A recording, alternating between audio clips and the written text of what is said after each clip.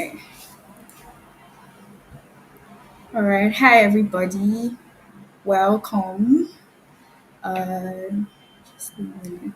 Okay. I think we are live on Instagram, on YouTube, or live on Facebook. So, hi, everybody. Welcome to another episode of the Roche Mentorship Podcast, where we connect industry leaders to uncover insights and inspirations for aspiring creators. Today, we have the pleasure of hosting Erin Morales. She is a distinguished senior CFX artist at Sony Pictures Imageworks with over 5 years of experience in animation and visual effects industry. Erin has contributed her expertise to major productions, including Thor's Love and Thunder, Pinocchio, and Transformers Rise of the Beast. Beyond her impressive filmography, Erin is passionate about education and mentorship. She has conducted workshops focusing on Houdini CF techniques, aiming to empower artists by enhancing their technical skills and understanding of production workflows. Erin's dedication to her craft and her commitment to fostering growth within the creative community makes her an inspiring figure in the world of animation and visual effects. And we are so excited and glad to learn from Erin today. Welcome, Erin. Welcome to the show. How are you doing today? Thank you. I'm doing good. I'm happy to be here. Oh, Hi to everyone. Um, hi. yeah, we can talk about uh, this industry war, and yeah, I'm ready. Okay, absolutely. That's great. So one of the first things I wanted to ask you is to take us to the very beginning because it's very we can look at you as accomplished and say, oh, how do I become? How is this? We just see the amazing work that you have done, but there's a lot of background that has happened before you have gotten to this place and this person of so much accomplishment. So I would ask you that can you take us to the very beginning? Like what first sparked your interest in animation and character effects? Was there like a moment or influence that gave you that initial, okay, this is what I want to do and this is what I'm going to do? Yes, I started very young, like when I was 12, to get interested into this world. Um, I think the first step for me was to get into video editing, and then after that I started to use softwares as like After Effects and things like that. So but the weird thing is then that when I had the when I was at the time to choose my major for university, Yeah. I I didn't choose animation. I actually studied before management for Okay. 2.5 years, Okay. and after that, I got a little bit depressed, and I figured that it was not my dream to be a manager. Okay. Um, so I changed to animation and visual effects, and yeah, it's been like one of the best um, decisions of my life. Wow. Okay, so when would you say what year did all of this start? What year did your career from making this decision up until now? What year did you make that conscious decision that this is what you wanted to do? I think it was 2013 when I changed my major. Uh, I, Before, I just had this interest like a hobby, and Okay. I didn't think that I could work on these kind of productions and things like that. But when I started, I put all my effort in to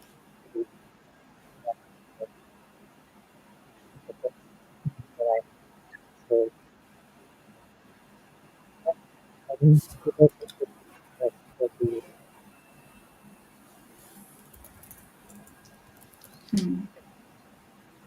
Okay, I think I can hear you better now. So that's like you've been at this for more than 10 years. If you go back to 2013. Yeah. Wow, that's a long time. That's really impressive. So breaking into the industry can often feel like a mystery, like not knowing what to do, not knowing how to go. What did your early career look like? And how were you able to land your first role? Okay, it was interesting because at the time I was still in university, and I I did like a couple of short films for my university, and I tried to make it as good as possible. And well, my area is character effects, so I think there's not that many people that are specialized in character effects. In that area? And Yeah. at the time, it was, I think, I would say, even less people than nowadays. And the demand of people was too high. It was before the pandemic and Okay. the streaming services. So it was like the peak, I would say, the peak of the industry in that aspect. So there were a lot of productions going on, and they needed a lot of people. So I graduated from university in 2018, and I had already done two short films. So Okay. I Wow. put that in my demo reel, and I did like I created a LinkedIn page. So I put my work there, and I started to add a lot of people that I didn't know at the time. So um, after that, and just after graduated, um, MPC, which was the first studio that I worked on, um, contacted me and offered me an interview. And after that, I got the job, and I had to move Wow. here to Montreal. So I think I was very lucky because I didn't spend a lot of time after university, like searching for a job. Um, yeah, was also the a good time for the industry. That Yeah.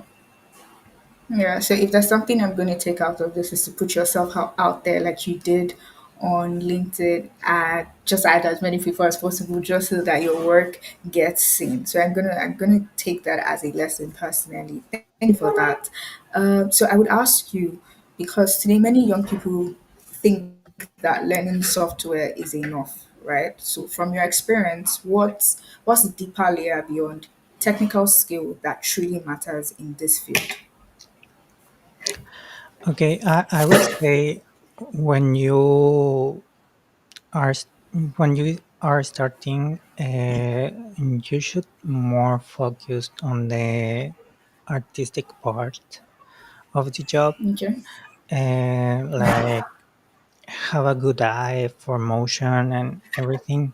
I think for CFX, most people think that is more a technical job, but in reality, I see it like the part two of animation. But we work with physics. But if you see it closely, you will notice that we are actually working with um, secondary motion. We are working with silhouettes, and that are um, animation principles. So we have to be very aware of that. So we don't have to be like the best animators ever, but um, we have to be aware that our job as character effects artists are is meant to enhance the job of the animators that worked previously on on the production. So I think that's very important. And when you are a junior, I think that is something that the studios are looking for, because the technical skill, it's gonna come eventually, Eventually. and you're gonna learn doing the job. So it's not that important, that part. So yeah, I would say focus on the artistic part. Okay. But I would ask this too, just as a follow up question. In the rise of AI and all of this, how do we stay true to our artistic creative side? How do you do that for yourself, and how can you advise creators like us to do that? Okay. My opinion about AI is that um, AI comes with a very standard. Um, I mean, the way it works, it makes it so the first output that you get from AI is the middle point of human creativity. I would say it's, if you compare with the best of the best that we have done as a humanity and the worst, uh, what gives you is like a middle point. Yeah. So I would say you try to um, go a little further than that. I mean, you if you try um, to think out of the box, uh, uh, you don't have to. I mean, it's kind of easy to beat AI in that sense, because Yeah. the AI results are very like medium level. So it's just, yeah, thinking out of the box, and I I, I think allow yourself to dream and to create, um, to reach that point in which you are doing something different that you have Yeah. not seen. And yeah. Yes, I absolutely agree. I absolutely agree. Now, looking back, was there a mentor or a guiding figure who made a difference for you, who showed you how to go about in your career? And if there was somebody like that, how did their presence influence your growth? And for us now, I don't know if I would let you answer that question, but the follow up question would be that for us now, what does mentorship mean to us? What does it mean? How important is it for creatives who are just starting out in the industry? I'll let you answer this. Yeah, well, um I have had some some mentors during my career, and the first ones were in my university. I think my one of my teachers was like a very nice inspiration for me to do better things. Um, but when I started, I came to know people like Omar Hernandez, that is also a very good CFX artist. Um, and he's done this like for nearly 20 years, I would say. And I think knowing him and knowing him like a person and as a friend, it's helping me very much because I would tend to focus more on the like you said, like in the technical part of the job, and I would um, ignore other parts of my life, like I don't know, being social and doing other things more than than my work.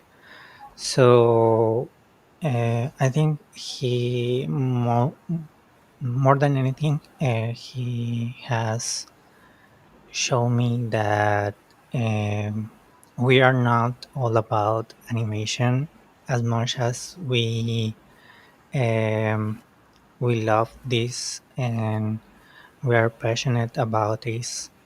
Uh, we have other things to offer to the world. So yes. Okay. So for us, you would say that mentorship is very important for young creatives, right? Yeah, I would Ha. say. Sorry, I would say it's very important to get a mentor either way because I think I got lucky to land my first job at the very beginning of my career, but um, I've seen that many people is kind of lost after university and is Yeah. looking for opportunities everywhere, but sometimes they don't know where to get those opportunities and how to present their work and everything. So in my experience, I've seen like in LinkedIn, there's people that offer their their time. Like I'm one of them. Like to speak to people and to talk about their dreams and their goals and to make them like focus on certain things that we think that the studios are looking for.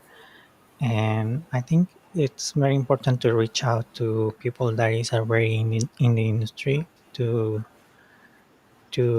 get a picture of what is going on in the industry. Yeah. Yeah. Absolutely. Thank you, Erin. So I would like go into your work now because I really want to learn from your work. So one of the first things I would ask is that you worked on major titles, right? You worked on the biggest films that we have watched and enjoyed.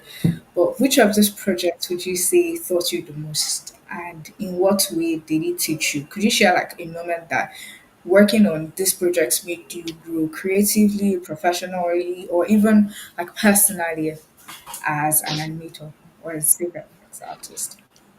Yeah, I think working on Transformers Rise of the Beast, was one of the highlights of my career, I would say, um, because I had the opportunity to be a lead in CFX, and to be in front of a team. And me as a shy person, I consider myself like a very shy person. Uh, Put me out there, uh, leading people and conducting like meetings all the time and talking Mm-hmm. all day, was at the beginning very hard, but I discovered like a different part of myself, which I currently use as a like that is the part of me that likes teaching. So after that, I started my mentorships and Okay. uh, my workshops, Okay. and I think that changed like the way I see myself, and I yeah, the way that I think that I can do this job. And now I like it. Like I'm still a shy person, but I pretty much like to think, and to talk about the industry and and technical stuff and things like that. That's nice. Really interesting. What would you say is one creative challenge that has stretched you the most? Did any of these projects like really, really stretch you? And what did it teach you about yourself? Like you've already told us how that working on Transformers, you realize that there's a teaching and educative side to you, right? What else have you like? What has this creative work challenged you as a person? Okay. I think going to work to DreamWorks was a big change to my career, because everything before that was effects. And when I came to DreamWorks, I realized like the other part of the industry that focus on animation. And then I realized that we are like I said, like the second part of animation, but with physics. And because in the works you are being supervised by the animation directors, like Mm-hmm. as CFX artist, you get the approval from the directors of animation. So um, I think the Mm-hmm. quality and um, I don't know, the attention to detail that they have in silhouettes, Mm-hmm. in motion, in feeling.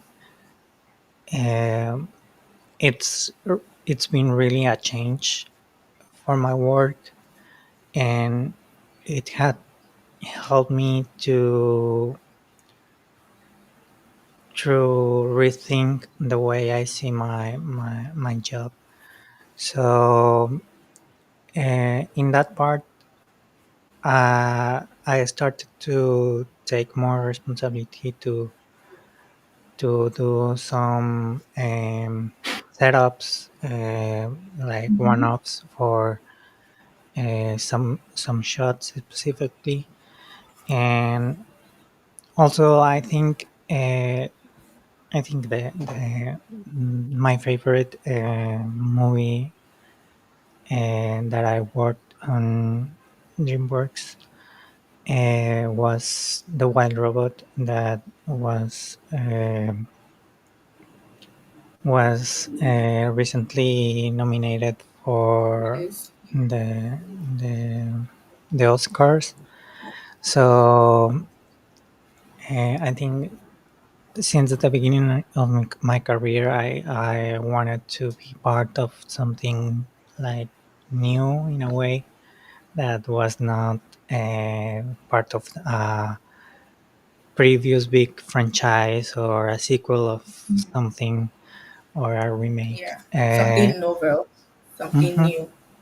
yeah, and the Wild Robot gave me that opportunity, and also was the first time that I was able to work on environment dynamics. That is a part of CFX that people don't know much about, I would say.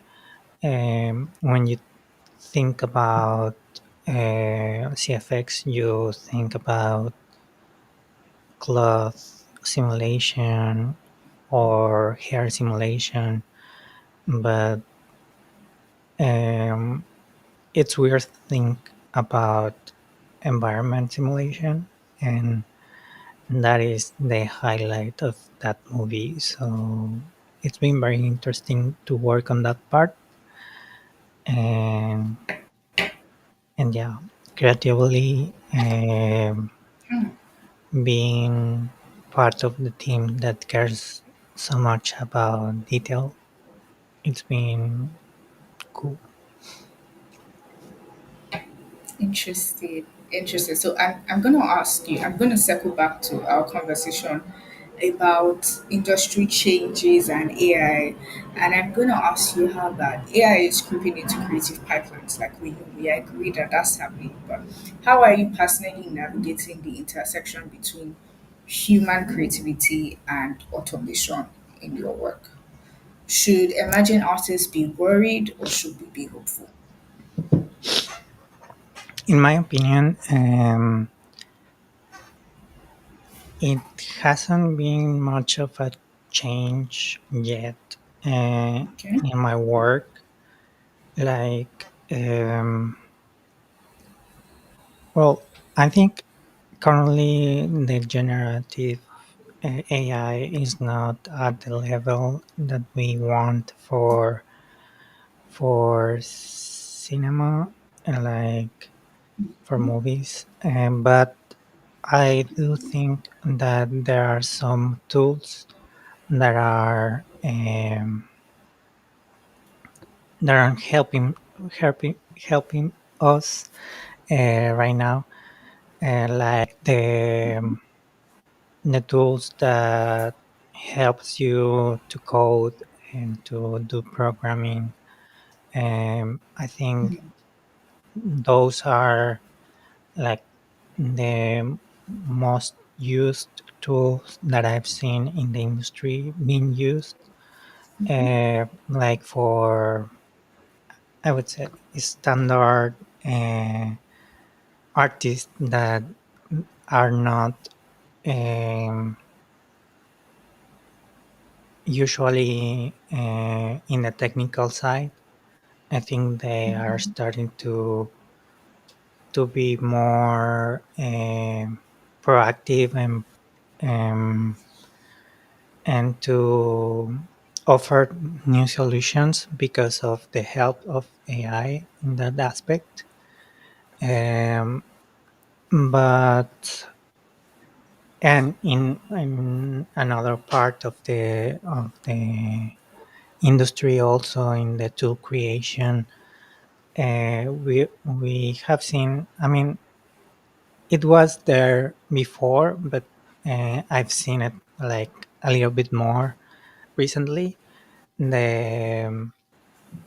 The use of machine learning for tools. I can say which tools, but yeah, machine learning is also being used some technical parts, but it's only to enhance, like to help people to do their job, like the most technical job. Um, for example, just to when you are creating a character with feathers, uh, you want to make sure that the feathers are not intersecting with each other, and for that kind of things, it's when we use machine learning. So it's not to replace the artistic job, just to make more, I mean, less time consuming the tedious work. Yeah, Yeah. work. Okay, absolutely, absolutely. I agree with the balance side to it, to how AI is to help us and not to be the creative, but to help us be the creative. Absolutely, absolutely. I'm gonna circle back to when we're talking about school, and I'm gonna ask a question that many people struggle with, and that is education versus experience, right?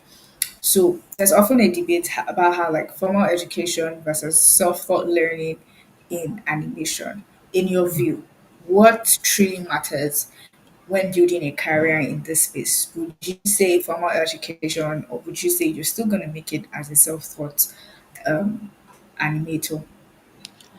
Okay, in my experience, the I mean, you definitely can make it as a self-taught animator, uh, but at least in my country, I'm from Mexico. Uh, to immigrate into Canada, I it's more easy. It's easier to do it when you have Education. a bachelor degree. Oh yeah. So, in that aspect, I would say it's worth to go to university to have your paper. But um, knowledge-wise, I would say you will probably learn more outside your university. Um, it depends on your teachers and the people that you are able to know in your university. But um, but yeah, it's still worth uh, to have a degree, and um, it doesn't have to be necessarily like an animation degree. It can be related, um, like a designer of some kind of in arts. I think maybe arts it's a good way to complement the technical and the animation part, like in computer. Um, so so yeah, I would say Okay. you will learn Absolutely great. probably more outside, but it's still worth to get Yeah. your paper. Yeah. Good. Agree. Yeah. So I'm guessing I'm taking from that from this question that you just answered is that while you can learn more from the university, university would also help in placement in for many of us who come from underrepresented communities or countries. In order to migrate, it would just be great if you have a degree. But you can always still learn more outside of that degree. Thank you for that answer, Erin.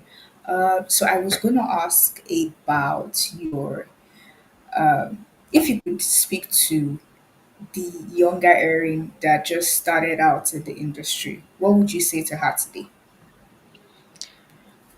Um, I would tell her to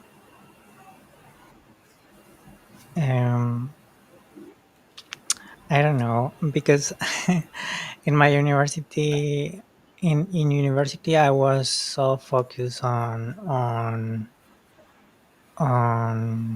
like the technical part, like I said, of animation, and I didn't put much attention on like the social part of or I don't know. So I would have I would um, prefer to focus a little bit more in the social part, because it is also very important. Like probably if you are in university and you you will notice later than that your friends or your classmates in university are gonna be your coworkers then later.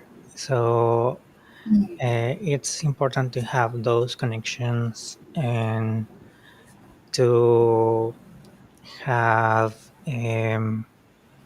this good vibe between them and you,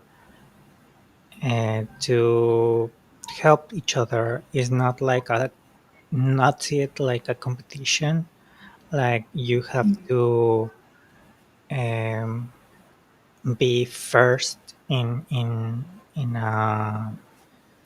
a place, but instead a way to, if uh, I get an opportunity, I can help others to get a similar opportunity too. So I would say, yeah, I would focus on. I would tell her, my the little Erin. I would say, uh, focus also in the social part. I had to learn it like later in my career, but it would have been nice to to be like more closer to my classmates in university and to have them around me right now. So yeah, All right, so collaboration. that's good. I think that's something else I'm going to take from here to be more social because you never know where you would meet people and meet those people. Plus, university is just a great place to meet people who are in the same space as you. I think you've already partly answered the next question I'm going to ask, but I'll ask anyway in case you want to add something to it. Many of our listeners are from communities where access to the industry can feel very distant, right? What advice would you give to somebody who has a passion, who has the skill, or who is building the skill, but does not yet have that network and the opportunity that will put them or give them the opportunities to work on amazing projects like you have worked? So, what would you say to people in communities like ours? Okay, I see it like a game in some way. Um, like you can, like for example, LinkedIn is a very good place to learn and to connect with people. I th- and when I Mm-hmm. was in university, I had this game with some of my classmates, um, that in which the more connections we had in LinkedIn, uh, and the better. quality, I would say, of connections. What when whoever had the most connections and the best connections wins. So we started to add everyone, and then we were bragging about it. Like I had the supervisor on Disney, or I have this artist in DreamWorks or something like that. Um, I think it's that's a good way to put you out there and to be seen. But also, like I said, it's kind of like a game. Also to move from your place of origin. Like I also come from a place that there's no industry there, so I knew that I had to migrate to another place. Um, there's some opportunities that are remote, but in the big industry, I would say that many of the jobs right now require you to move um, from your country to another country, or from your city to another city. Um, so I would say be open to that. It's hard, uh, but also be aware that not everybody can move like freely from one place to another. Um, Yeah. so we have to play this game in which we have to unlock like the areas of the world that we want to be part of. Like in my experience, for example, it's easier to go um, to Canada than go to Europe. Like if I want to go to Europe, my plan is like to first get the residency or the citizenship in Canada, and then that allows me to move to Europe to have opportunities. So, and that's the way I see it, like unlocking areas in the world to work on, and see which parts of the I mean, be aware of your situation, your ability to move to other places, and create like a path in which one you can follow the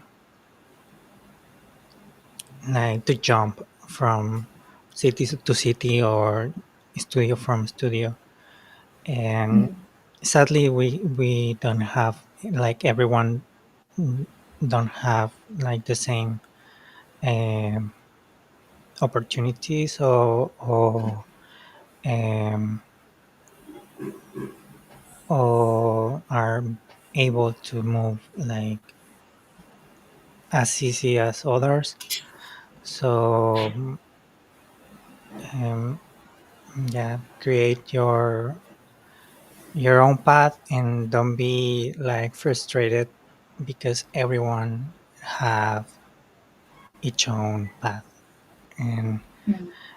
and the times for everyone, they are Yeah. different, right? Absolutely. So I'm going to create my own path. I'm going to play the game. I'm going to decide what I want to do, and then I'm going to learn to create my own path towards that. Absolutely agree with you, Erin. Absolutely agree with you. So looking forward now, what do you say is the what's the future you want to help shape for the next generation of animation artists? What do you think your legacy would be when we look back maybe 50 years from now? What would we say Erin did for in our own little space? What did she do for the animation industry? What would you want your legacy to be? Oh well, that's a hard one. I don't know. um, I mean, in one hand, I would like to be able to help like the studio that I worked on to develop tools and to develop um, new techniques, and that aspect I think it inspired me very much. But the same time, I think that is the part that is gonna last the least, I would say, because of the ever changing world of technology is currently like evolving. Um, so I've been thinking like the now that I do my workshops and teach people, I would say that's gonna last more than anything else that I do, because these people that I'm trying to help, it's gonna be they are gonna be the next ones to be artists in the Yeah. big productions. So if I teach them and they can take something from me, maybe mm, they are able to pass that to another generation and help them too. So I think it's that what what can be my legacy, but I also see myself as a storyteller. So I would like to at some point create my own thing, uh, like a TV series or like a movie script, and maybe um, be able to put it out there for the people to see it. I can't wait to see what you do. I know you do big things. But just finally, before I let you go, if there's one thing every young creative should listen to, who are listening to this podcast right now, if there's one thing you want every young creative to hold on to, what would that thing be? Um,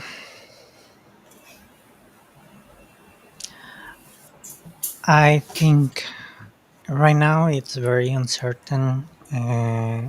Well, there's like this feeling of uncertainty um, in the coming generation of next artists, um, in which they don't know if they are gonna be able to work on this part of, I don't know. I think maybe people think that movies are gonna end and AI is gonna take everything, but I don't really think so. I think people like art is being always.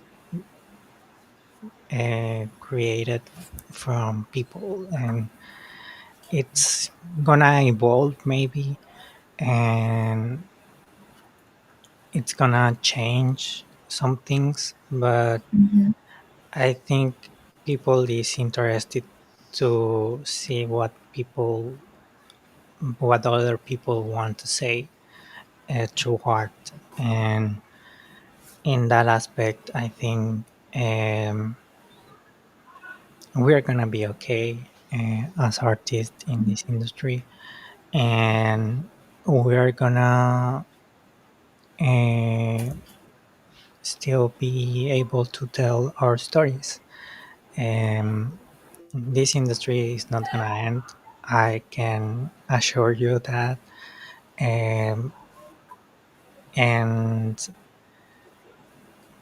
there's still like a place for you to come and to dedicate your life into this art form and be passionate about it. So don't don't be sad and don't lose hope. Just get closer to people that is already in the industry and can help you to be closer. And yeah. That's a very fantastic advice. Don't lose hope. There's always still going to be a place for us in this industry. Erin, thank you so much for sitting on this call and having this very enlightening conversation with me. It has been a pleasure to learn so much from you, so much from your body of work.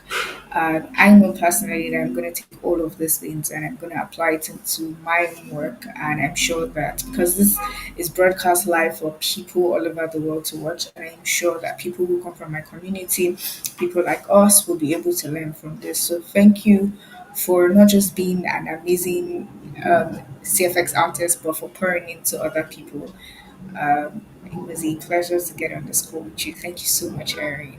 Thank you for so much for inviting me, and I hope some of these things that I said help people. And yeah, I'll be here for everyone if needed.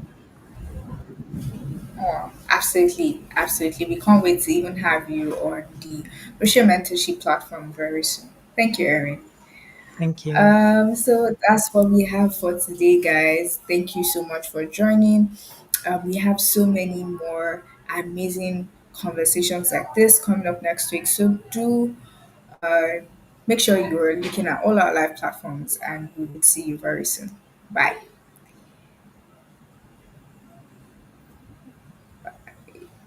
Thank you